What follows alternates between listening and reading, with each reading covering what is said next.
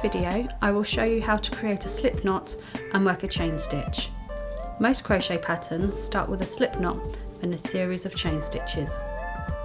For this sample I'm going to be using a 4mm crochet hook and a chunky wet yarn such as DMC Nova Vita 4.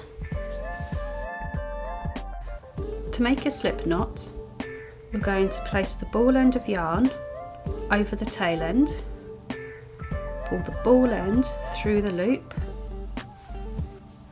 insert your crochet hook and pull to tighten. This is your slip knot. To work your chain stitch, you wrap your yarn over your hook and pull through your slip knot.